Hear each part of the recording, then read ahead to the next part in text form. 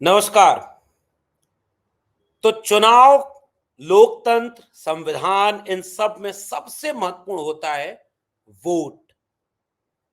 किसी भी लोकतांत्रिक देश में वोट का अधिकार जितना महत्वपूर्ण होता है, जितना अहम होता है, उतना ही अहम उस वोट की हिफाजत का सवाल भी होता है। लोकतंत्र में इस बात की पड़ताल होनी चाहिए कि जनता वोट डालने पा रही है या नहीं, वोट सही जा रहा है या नहीं, वोट ईमानदारी से डाला जा रहा है या नहीं, निष्पक्षता से डाला जा रहा है या नहीं। और उससे ज्यादा महत्वपूर्ण यह बन जाता है कि उस वोट की गिनती ईमानदारी से हो रही है या नहीं। अगर वोट डालने और वोट के गिनने में जनता का यकीन खत्म हो जाए, जनता सवाल उठाने लगे, जनता ये सवाल पूछने लगे कि हमने वोट जहां दिया वहां पहुंचा कि नहीं पहुंचा, हमने जिसको जितना वोट दिया उसे उतना वोट मिला कि नहीं मिला। अगर जनता के मन में ये सवाल पैदा होने लगते हैं तो ये किसी भी लोकतंत्र की जड़ में मट्ठा डालने के संकेत होते हैं। ये किसी भी संविधान के किताब को भीतर से खोखला कर देने के लिए पर्याप्त है।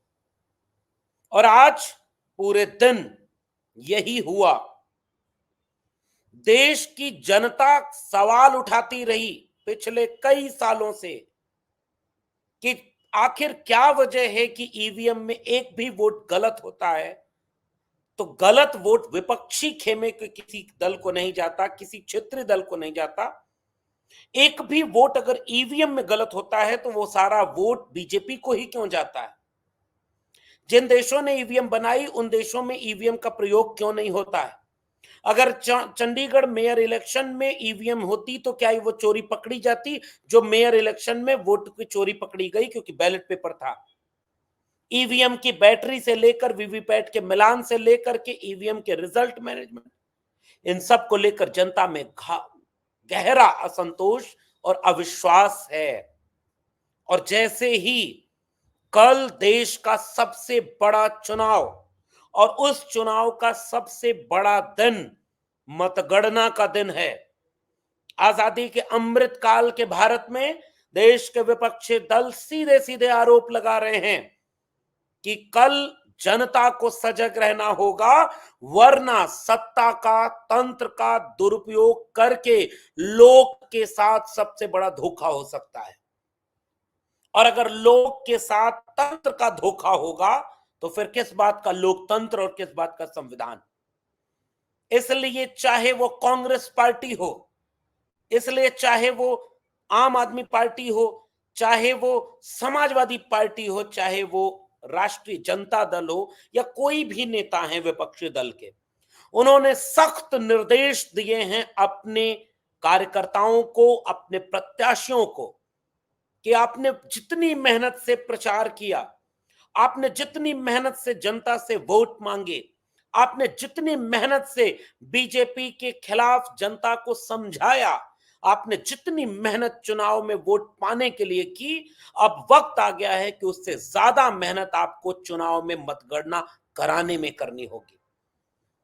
और इसलिए बहुत सख्ती के साथ, चाहे अखिलेश यादव ने प्रेस कॉन्फ्रेंस करके सीधे सीधे कह दिया कि अब सर पर कफन बांधने जैसे संकेत किए कि जैसे बसंती चोला बांध करके निकलते थे ना। अगर लोकतंत्र में वोट की लूट नहीं रोक पाए तो फिर लोकतंत्र का मतलब क्या होगा। इसलिए गांधी जी ने जैसे कहा कि करो या मरो, वैसे ही कल का दिन करो या मरो का दिन है। 4 जून का दिन करो या मरो का दिन है। क्या ये किसी भी लोकतांत्रिक देश के लिए एक बेहतर तस्वीरें हैं? क्या ये तस्वीरें कुछ बयां नहीं करती? क्या ये तस्वीरें ये सवाल नहीं पूछती कि जिस चुनाव आयोग पर, जिस ईवीएम मशीन पर, जिस तंत्र पर जनता का भरोसा खत्म होने लगे या संदेह पैदा होने लगे, वो लोकतंत्र कितना महफूज बचा होगा? ये तो गहरा सवाल है और देश के नागरिकों के मन में ये सवाल है। कांग्रेस पार्टी ने बाकायदा एक पत्र जारी किया है और उस पत्र में उन्होंने ये लिखा कि ये जनता का चुनाव है। पिछले कई दिनों से हमने सब देखा कि भाजपा के नेता और उसकी सरकार चुनाव के दौरान लोकतंत्र और संविधान की मर्यादा का उल्लंघन करते हैं। इसलिए कल वोटों की गिनती के समय हमें सतर्क और सावधान रहना होगा। घरों में बैठकर न्यूज चैनलों पर रिजल्ट देखने की बजाय कांग्रेस के सभी कार्यकर्ताओं को जिला कांग्रेस दफ्तरों और राज्यों के कांग्रेस मुख्यालय में सुबह से ही पहुंचना होगा। हर राज्य के प्रभारी सुनिश्चित करें कि कांग्रेस दफ्तरों में कार्यकर्ताओं के लिए पर्याप्त इंतजाम है और जहां जरूरत पड़े वहां कार्यकर्ता तुरंत पहुंचे। किसी भी गड़बड़ी के लिए सीधे दिल्ली के कांग्रेस के मॉनिटरिंग सेंटर पर सूचना भेजें, मोबाइल से रिकॉर्ड करें। हम नंबर जारी कर रहे हैं, तुरंत उस पे काउंटिंग सेंटर का नंबर, लोकसभा क्षेत्र का डिटेल, वो सब कुछ भेज करके हमको मैसेज दें। कांग्रेस का हर कार्यकर्ता अपने अपने क्षेत्र में जनता के साथ संपर्क में रहे, हर जानकारी मुख्यालय तक पहुंचाए। किसी भी संभावित गड़बड़ी को रोकना होगा। इस बार का चुनाव परिणाम लोकतंत्र बचाने का जनादेश लेकर आएगा। सभी सजग रहें, हम सब मिलकर हालात बदलेंगे। कांग्रेस पार्टी ने इस तेवर के साथ जनता से संबोधित किया। अखिलेश यादव ने समाजवादी पार्टी के तमाम लोगों के साथ देश भर के लोगों को कल से ही एक मैसेज देना शुरू कर दिया था कि ये एग्जिट पोल का आधार ईवीएम नहीं डीएम है। इतना सीधा, इतना सटीक किसी ने नहीं लिखा। अखिलेश यादव जी ने लिखा कि ये जो डीएम है, ये जो तंत्र है, ये जो प्रशासन है, इस पर हमें गहरा संदेह है। और आज प्रेस कॉन्फ्रेंस करके अपने तेवर के साथ अखिलेश यादव ने सीधे इस बात के लिए जनता को उत्साहित किया कि अगर जनता वोट की हिफाजत नहीं कर पाएगी, जनता अगर वोट डलवाने के बाद वोट गिनवाने में कामयाब नहीं हो पाएगी, तो फिर सत्ता का मतलब क्या बचेगा। इसलिए उन्होंने कहा कि ये बीजेपी की सरकार पर किसी भी तरह का भरोसा में नहीं बचा है। ये बीजेपी की सरकार किसी भी तरह की घपले और बेईमानी कर सकती है। इसीलिए उन्होंने अपने पोलिंग बूथ एजेंट की तरह काम करने वाले एग्जिट पोल वाले कंपनियों को ये ठेके पर लगा रखा था कि माहौल बनाने के लिए 300 पार 400 पार दिखाते रहो एग्जिट पोल में, ताकि पीछे से की जाने वाली बेईमानी को हम मनोवैज्ञानिक बढ़त के साथ दिखा सकें। इसलिए विपक्ष सीधे सीधे जनता को संबोधित कर रहा है। अखिलेश यादव ने कहा कि ये जनता का चुनाव है, जनता लामबंद है, जनता नाराज है, जनता सवाल पूछ रही है। जनता कह रही है कि जब मोदी जी की रैली में भीड़ नहीं, योगी जी की रैली में भीड़ नहीं, उनकी कुर्सियां खाली, उनके टेंट खाली, उन पर कोई चर्चा नहीं कर रहा, उनके भाषणों में हताशा और निराशा दिख रही, अनावश्यक बंटवारा दिख रहा, उनकी चारों तरफ से कहीं से भी उनकी जीत के संकेत तक नहीं मिल रहे, तो कैसे ये एग्जिट पोल दिखा रहे हैं कि वो 300, 350, 400, 400 पार। ये गहरी साजिश के संकेत हैं। और अगर जनता विपक्षी खेमे में है, अगर जनता नाराज खेमे में है, अगर जनता सत्ता बदलने के खेमे में खड़ी है, तो उसको सजग रह करके मतगणना करानी होगी। ये सबसे महत्वपूर्ण इस चुनाव का बिंदु आया कि सजग रहकर मतगणना करानी होगी। जब तक 17 फॉर्म 17C की बात आई, आप मिलान करिए, ईवीएम मशीन से मिलान करिए, उसके नंबर से मिलान करिए, बूथ की ट्रेनिंग दी जा रही है, चाहे वो सपा हो, कांग्रेस पार्टी हो, आरजेडी हो। ये अपने कार्यकर्ताओं को, बूथ एजेंट को, पोलिंग एजेंट को ये बाकायदे ट्रेनिंग दे रहे हैं कि जो 17C है उस पर डिटेल है, उस डिटेल को आप ईवीएम मशीन से टैली कराइए। उस टैली के साथ ईवीएम मशीन के बाद एक एक रिजल्ट को काउंटिंग करके एक एक डिटेल को आप टैली कराते रहिए, रिजल्ट को नोट करते रहिए। ध्यान रखिए कि कोई गड़बड़ी न होने पाए। ध्यान रखिए कि बीच में बिजली जाने न पाए। ध्यान रखिए कि बीच में प्रशासन सख्ती न बरते। ध्यान रखिए कि मतगणना स्लो न करा दी जाए। ध्यान रखिए कि कुछ भी ऐसा न कर लिया जाए जो आपको पता ही न चले और पीछे से आपके वोट को लूट लिया जाए। क्योंकि आज की तारीख में, और यही बात मनोज झा ने, प्रोफेसर मनोज झा ने बिहार में आरजेडी की तरफ से ये कहा कि जब जनता कह रही, मनोज झा ने कहा कि हमारा ही नहीं सबका ये फैसला है कि बीजेपी के खिलाफ पूरी जनता खड़ी है, 40 सीटों वाले बिहार में 25 प्लस सीटें आज की तारीख में आरजेडी जीत सकती है। तो ये आरजेडी अगर 25 से प्लस जीत रही है तो 5 सीटें एग्जिट पोल दिखा। ये कौन सा एग्जिट पोल है भाई? किसके बीच किया गया? किस तकनीकी से किया गया? किस समीकरण से किया गया? ये एक मनोवैज्ञानिक खेल है। इसलिए जनता सजग होकर के इस मनोवैज्ञानिक खेल को पकड़े, समझे, देखे, परखे और इसका विश्लेषण करे कि आप वोट की गिनती सही से करा पाए।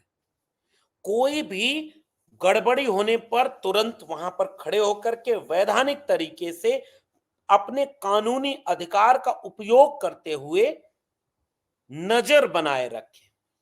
अखिलेश यादव जी ने बाकायदे तेवर के साथ कहा, अपने हर फ्रंटल विंग को एक्टिव किया और वो फ्रंटल विंग सीधे सीधे कह रहे कि मतदाता मतगणना के स्थल पर प्रत्याशी के साथ खड़े रहें, नजर रखें, वरना अगर कोई सब कुछ लूट ही लेगा तो फिर किस बात का लोकतंत्र बचा है भाई?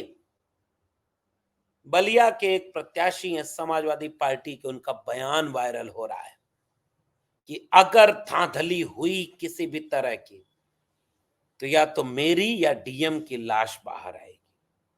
हम इन सब चीजों का समर्थन नहीं करते, लेकिन एक देश को, एक चुनावी प्रक्रिया को और शेरो शायरी सुनाने वाले चुनाव आयोग को, प्रेस कॉन्फ्रेंस में मजाक और मस्खरेपन करने वाले चुनाव आयोग को एक बार सोचना जरूर चाहिए कि आपके देश में यह हो रहा है कि चाहे नरेश उत्तम पटेल हो, चाहे वो बलिया के समाजवादी पार्टी के प्रत्याशी हो, क्यों कहना पड़ रहा है कि सजग रहना? क्यों अखिलेश यादव को कहना पड़ रहा है कि एक एक वोट की गिनती के लिए सजग रहना?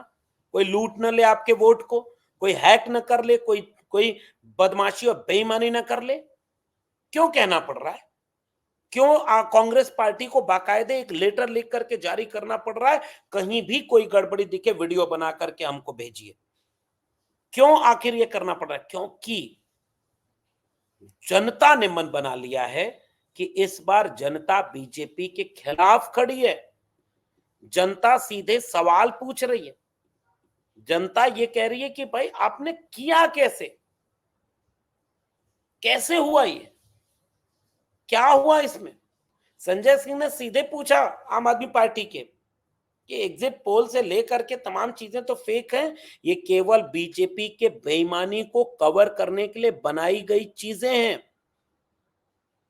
इसलिए ये सारी चीजें इतनी महत्वपूर्ण हैं कि ये अगर नहीं समझ पाया गया तो आज आज कैसे ये पता चल पाएगा कि लोकतंत्र में जनता के पास कोई अधिकार भी बचा है, लोकतंत्र में जनता के पास कोई कर्तव्य भी बचा है, लोकतंत्र में जनता के पास जो वोट का अधिकार मिला हुआ है उसकी हिफाजत भी कर सकते हैं। और चुनाव आयोग से किस बात की चीजें की जा सकती है? चुनाव आयोग कैसे इन चीजों को संभाल सकता है? चुनाव आयोग कैसे इनको रोक सकता है? बहुत विस्तार में ये विमर्श हो रहा है और आज का सबसे महत्वपूर्ण विमर्श ये है। और इस विमर्श के सामने ये चुनाव इतना सामान्य चुनाव नहीं रह गया और कल का दिन फैसले और इम्तिहान का दिन है। जनता मन बनाई बैठी है, जनता के भीतर गुस्सा है, जनता कह रही है कि हम इन्हें हटाना चाहते। इन्होंने महंगाई कम नहीं की, इन्होंने बेरोजगारी कम नहीं की, इन्होंने अग्निवीर दिया, इन्होंने पेपर लीक किया, किसानों के ऊपर अन्याय किया, नौजवानों के ऊपर अन्याय किया, दलितों पिछड़ों का आरक्षण छीना, संविधान बदलने की बात यही करते रहे, केवल हिंदू मुसलमान की बात करते रहे, मटन मछली मंगलसूत्र मुजरे तक चले गए, भैंस खोल ले जाएंगे तक चले गए। जनता के पास इनके इनके रैलियों में भीड़ नहीं, इनकी कुर्सियां खाली, इनकी कोई लहर नहीं, इनके चेहरे पर कोई आत्मविश्वास नहीं, इनके भाषणों में कोई जमीनी मुद्दा नहीं, और टीवी पर बैठ करके ये चुनाव एक तरफा जीत रहे। ये बहुत गहरे संकेत हैं लोकतंत्र के, और ये कोई सामान्य संकेत नहीं है। जो प्रत्याशी कमजोर पड़ेगा, आप कई करोड़ रुपया फूंक करके चुनाव लड़ लीजिए, लेकिन अगर आप वोट की गिनती नहीं करा पाए साहब, तो आपके उस करोड़ रुपए से आप सांसद नहीं बनने वाले। कोई भी सांसद अगर वोट की गिनती सही से नहीं करा पाया, प्रत्याशी, कोई भी प्रत्याशी हो, अगर वोट की गिनती नहीं सही करा पाया तो फिर आपके चुनाव लड़ने का कोई अर्थ नहीं है। कोई भी राजनीतिक दल दल अगर आज की तारीख में अपने पोलिंग एजेंट को, अपने जो मतगणना के एजेंट हैं उनको ताकत हिम्मत नहीं दिया, तो फिर आपके पॉलिटिकल पार्टी होने का मतलब क्या है? आपके सामने दिख रहा है। 6-6% वोट शेयर बढ़ा दिए गए और नेता कह रहे हैं कि भाई इसका हिसाब कौन देगा? चुनाव आयोग को यह हिसाब देना चाहिए। चुनाव आयोग शायरी सुना रहा है। चुनाव आयोग गलती मान रहा है कि हमसे गलती होगी साहब कि 1 महीना और पहले ये चुनाव हो सकता था, भीषण प्रचंड गर्मी में चुनाव कराना पड़ा। हम अगली बार के लिए इसको ठीक करेंगे। चुनाव होगा तब ना ठीक करोगे, या चुनाव इस तरह से होगा तब ना। इसलिए देश ऐसे मोड़ पर है साहब, ऐसे मोड़ पर अगर जमहूरियत की बात होती है, लोकतंत्र की बात होती है, संविधान की बात होती है, तो वो केवल बात रह जाएगी अगर मतगणना ईमानदारी से नहीं हो पाई तो, अगर वोटों की लूट रोकी न गई तो। इसलिए जो भी सक्षम है, जो भी जागरूक है, वो प्रत्याशी अपने वोट की गणना सही कराए। वो पार्टी अपने कैडर को यह आत्मविश्वास दे कि तुम डरना नहीं मुकदमों से, जेल से। वैसे भी तुम हार जाओगे तो मुकदमे और जेल में ही तो रहोगे। कौन तुमको पूछने जा रहा है?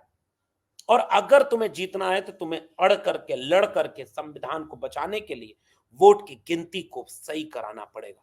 कहीं बिजली न बीच में कट जाए, कहीं कैमरा न बंद हो जाए, कहीं काउंटिंग न स्लो हो जाए, कहीं धांधली न हो जाए।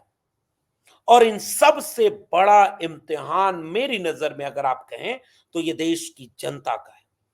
क्या जनता का कर्तव्य तो लोकतंत्र में केवल इतना है कि वो भीड़ में लाइन लगा करके एक तो वोट डालने नहीं जाते, और अगर 50 से 60% लोग, 65% लोग, 100 में 65 लोग अगर वोट डालने जा रहे हैं, लाइन लगा रहे हैं, मुश्किल उठा रहे हैं, मेहनत कर रहे हैं, मन बनाए हुए हैं कि लोकतंत्र को बचाना है, संविधान को बचाना है, इसलिए वोट डालना है, तो क्या वोट डालने के बाद आप सो जाएंगे? क्या आप नजर नहीं रखेंगे? आप टीवी पर बैठकर देखेंगे कौन जीत रहा, कौन हार रहा? या इस बात की नजर जनता रखेगी कि कहीं आपके दिए हुए वोट की कोई लूट तो नहीं हो रही, मतगणना सही हो रही या नहीं? और इस बार मेरा आकलन यह कह रहा है कि जनता मन बनाए हुए है कि बेईमानी नहीं चलेगी, झूठ और लूट नहीं चलेगा। इसलिए 4 जून को इस बात का फैसला इस पर भी निर्भर करता है कि जो डीएम को बात आ रही है, ये जो बिजली जाने और तमाम तरह के धांधलियों की बात आ रही है, जनता की कितने बड़े गुस्से का जोखिम उठा करके ये फिर भी कर दिया जाए। और अगर पार्टी लोकतंत्र में वोट न बचा पाई, वोट का अधिकार न बचा पाई, वोट की गिनती न करा पाई, तो विपक्ष में भी उन्हें रहने का हक नहीं। और अगर जो विपक्ष में है उसे यही तेवर रखना होगा ताकि उसका कार्यकर्ता, उसका नेता डरे बिना अड़ करके लोकतंत्र की हिफाजत के लिए करो या मरो की स्थिति में खड़ा हो जाए। वरना कागज के पुलिंदों पर लिखी हुई इबारतों से उसूल और सिद्धांत नहीं याद किए, व्यवहार में देखे जाते हैं कि वो कहां खड़े हैं। 4 जून को इस बात का भी फैसला होना है कि जमहूरियत, लोकतंत्र, संविधान कागज से जमीन पर, धरातल पर कितना मजबूत हो पाया है। और देश की जनता, जनता और प्रजा से आगे बढ़कर कितनी नागरिक बन पाई है, कितनी तटस्थता है, कितनी ईमानदारी है। राजनीतिक लड़ाई तो आंख में आंख डाल करके राजनीतिक जमीन पर सीधे सीधे लड़ी जानी चाहिए। तुम राजनीति करो, जीतो, दूसरे को हराओ, लेकिन बेईमानी से अगर जीते तो फिर इस जीत का मतलब क्या होगा?